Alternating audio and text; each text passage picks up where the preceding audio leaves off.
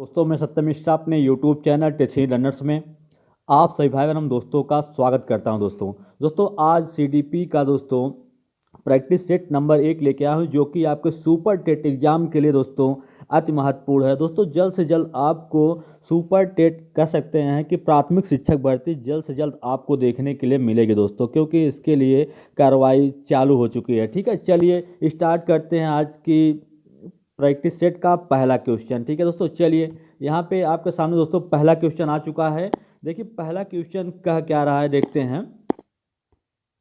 पहला क्वेश्चन दोस्तों कह रहा है कि अधोलिखित में से गणित संबंधित अधिगम अक्षमता को कौन सा पद परिभाषित करता है? निरस्ता संबंधित दोष, पठन संबंधित दोष या गणना दोष, इनमें से कोई नहीं। तो गणित संबंधित अधिगम अक्षमता को परिभाषित किया जा सकता है किससे? गणना दोष से। ठीक है, तो इसका राइट जवाब क्या होगा? ऑप्शन नंबर 3 इसका राइट आंसर हो जाएगा। चलिए दोस्तों क्वेश्चन नंबर नेक्स्ट पे चलते हैं। सभी क्वेश्चन दोस्तों आपके एग्जाम के दृष्टि से महत्वपूर्ण है। ठीक है, बहुबुद्धि के सिद्धांत के संदर्भ में एयरफोर्स पायलट बनने के लिए निम्नलिखित में से कौन सी बुद्धि की आवश्यकता होती है? अंतर्वैयक्तिक बुद्धि, गतिक बुद्धि, भाषिक या अंतरावैयक्तिक बुद्धि? दोस्तों आपको बता दें कि बहुबुद्धि के सिद्धांत के संदर्भ में एयरफोर्स पायलट बनने के लिए गतिक बुद्धि की आवश्यकता होती है। किसकी? गतिक बुद्धि की आवश्यकता होती है। तो इस क्वेश्चन का राइट जवाब क्या है? ऑप्शन नंबर 2 है। चलिए दोस्तों क्वेश्चन नंबर नेक्स्ट पे चलते हैं।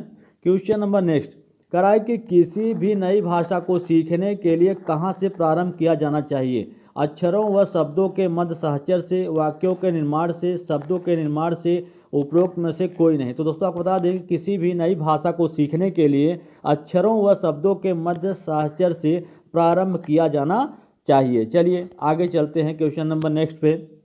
कराए कि समावेशी कक्षा में निम्नलिखित में से किस प्रकार के छात्र या छात्रा को शामिल होते हैं? ठीक है, केवल विशिष्ट प्रकार के छात्र, सामान्य और विशिष्ट दोनों, केवल सामान्य छात्र, बहुभाषी और प्रतिभाशाली छात्र दोनों। तो आपको बता दें कि समावेशी कक्षा में किस प्रकार के छात्रों को शामिल किया जाता है? तो सामान्य और विशिष्ट दोनों प्रकार के छात्रों को शामिल किया जाता है। चलिए क्वेश्चन नंबर नेक्स्ट पे कह रहा है कि निम्नलिखित में से कौन सा निरीक्षण हार्वर्ड गार्डनर के बहुबुद्धि सिद्धांत का समर्थन करता है? हार्वर्ड गार्डनर के बहुबुद्धि सिद्धांत का समर्थन करता है मस्तिष्क के एक भाग में हुई क्षति केवल किसी एक विशिष्ट योग्यता को प्रभावित करती है, न कि संपूर्ण को। ठीक है दोस्तों, तो यही इस क्वेश्चन का राइट आंसर हो जाएगा। चलिए आगे चलते हैं। क्वेश्चन नंबर नेक्स्ट है, कह रहा है कि निम्नलिखित में से कौन सा कारक बालक के व्यक्तित्व विकास को प्रभावित करता है? आनुवंशिकता, भौतिक वातावरण, सामाजिक वातावरण, उपरोक्त सभी। तो उपरोक्त सभी जो होते हैं वो बालक के व्यक्तित्व विकास को प्रभावित करते हैं। चलिए क्वेश्चन नंबर नेक्स्ट है। क्वेश्चन नंबर नेक्स्ट है दोस्तों कि हार्वर्ड गार्डनर का बुद्धि का सिद्धांत पर बल देता है। किस पर बल देता है? शिक्षार्थियों में अनुबंधित कौशलों को, सामान्य बुद्धि, विद्यालय में आवश्यक सामान्य योग्यता, प्रत्येक व्यक्ति की विलक्षण योग्यता पर। किस पे? प्रत्येक व्यक्ति की विलक्षण योग्यता पर बल देता है। क्वेश्चन नंबर नेक्स्ट है दोस्तों। क्वेश्चन नंबर नेक्स्ट है कि देखिए क्या कह रहा है कि क्रेस्मर ने व्यक्तित्व को निम्नलिखित में से किस प्रकार से वर्गीकृत किया था? मतलब कितने प्रकार से वर्गीकृत किया गया था व्यक्तित्व को? किसके द्वारा? क्रेस्मर के द्वारा। तो आपको बता दें कि क्रिस्काय, सुडोलकाय, गोलकाय, उपरोक्त सभी जो हैं सभी व्यक्तित्व का वर्गीकृत किया गया था क्रेस्मर के द्वारा। क्रिस्काय, सुडोलकाय और गोलकाय को। ठीक है, चलिए आगे चलते हैं। क्वेश्चन नंबर नेक्स्ट कह रहा है कि वाइगोस्की ने बच्चों के अधिगम में निम्नलिखित कारकों में से किसी एक की भूमिका के महत्व पर सबसे ज़्यादा जोर दिया था? सामाजिक, वंशानुगत, मानसिक, शारीरिक। तो वाइगोस्की ने बच्चे के अधिगम में निम्नलिखित कारकों में से सबसे ज़्यादा महत्व किस पे दिया था? सामाजिक कारक पे दोस्तों, कि बच्चे जो होते हैं वो समाज में रहकर ही अच्छे तरीके से सीख सकते हैं। ठीक है, चलिए आगे चलते हैं। क्वेश्चन नंबर नेक्स्ट है, कह रहा है कि बुद्धिलब्धि प्रशिक्षण में 16 साल के एक बच्चे का स्कोर इतना है, उसकी मानसिक आयु कितना होगी? 6 वर्ष, 8 वर्ष, 12 वर्ष, 10 वर्ष, 12 वर्ष। तो दोस्तों इस क्वेश्चन का राइट जवाब क्या होगा? 12 वर्ष होगी। ठीक है, चलिए आगे चलते हैं क्वेश्चन नंबर नेक्स्ट पे।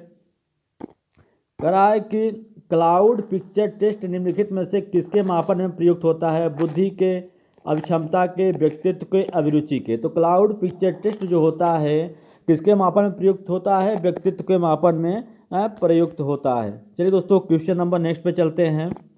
निम्नलिखित में से कौन सा विकल्प विद्यालय आधारित मूल्यांकन के आधार पर सही है? राष्ट्रीय मानकों को प्राप्त करने में बाधक है, सभी विद्यालयों को निदान के माध्यम से और अधिक जानने में मदद करता है, शिक्षा बोर्डों की जवाबदेही कम कर देता है, उपयुक्त में से कोई नहीं। तो इस क्वेश्चन का जो राइट जवाब होगा दोस्तों क्या है कि सभी विद्यालयों को निदान के माध्यम से और अधिक जानने में सहायता या मदद करता है। चलिए क्वेश्चन नंबर नेक्स्ट पे चलते हैं। क्वेश्चन नंबर नेक्स्ट है कि बच्चे कैसे सीख सकते हैं? निम्नलिखित में से कौन सा विकल्प इस संबंध में सत्य नहीं है?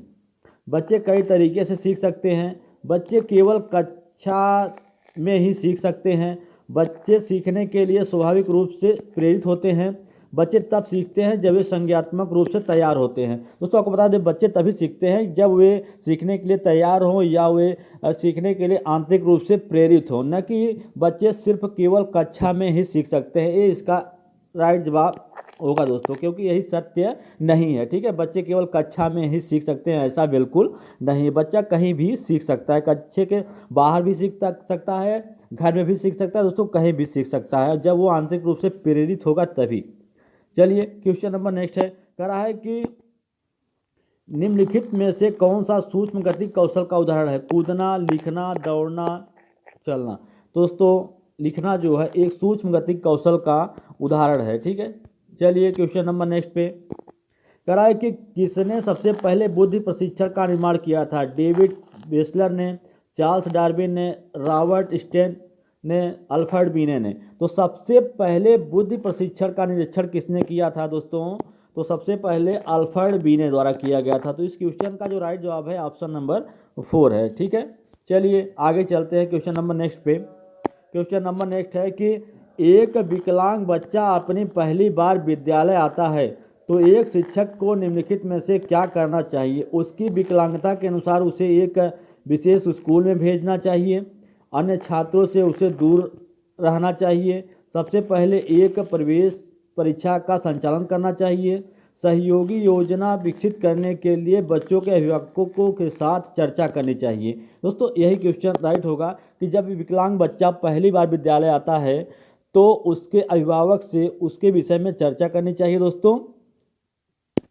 चलिए क्वेश्चन नंबर नेक्स्ट पे चलते हैं। क्वेश्चन नंबर नेक्स्ट है कि दो शिक्षार्थी भाषा सीख रहे हैं, एक शिक्षार्थी जो अपनी मातृभाषा सीख रहा है और दूसरा शिक्षार्थी उसी भाषा को दूसरी भाषा के रूप में सीखता है। तो दोनों किस प्रकार की गलतियां समान रूप से कर रहे हैं? ठीक है, अति सामान्यीकरण, विकासात्मक सरलीकरण, उपयुक्त में से 1, 2, 3 में से कोई नहीं। तो दोस्तों आपको बता दें कि इस क्वेश्चन का जो राइट आंसर है वो ऑप्शन नंबर 2 है, क्या? विकासात्मक। क्वेश्चन नंबर नेक्स्ट है दोस्तों, देखिएगा, कह रहा है कि निम्नलिखित विकल्पों में से कौन सा विकल्प एक बच्चे की सामाजिक मनोवैज्ञानिक आवश्यकताओं से संबंधित नहीं है? संगति की आवश्यकता, प्रशंसा या सामाजिक अनुमोदन की आवश्यकता, भावनात्मक सुरक्षा की आवश्यकता, नियमित रूप से शरीर से अपशिष्ट पदार्थों का बाहर निकलना। चलिए दोस्तों क्वेश्चन नंबर नेक्स्ट पे चलते हैं। क्वेश्चन नंबर नेक्स्ट देखिएगा, कह रहा है कि लॉरेंस कोहलरवर्ग के द्वारा प्रस्तावित निम्नलिखित चरणों में से प्राथमिक विद्यालय के बच्चे किस चरण का अनुसरण करते हैं? आज्ञा पालन और दंड उन्मुखीकरण, व्यक्तिगता और विनिमयीकरण, अच्छे अंतर व्यक्तिगत संबंध, सामाजिक अनुबंधन और व्यक्तिगत।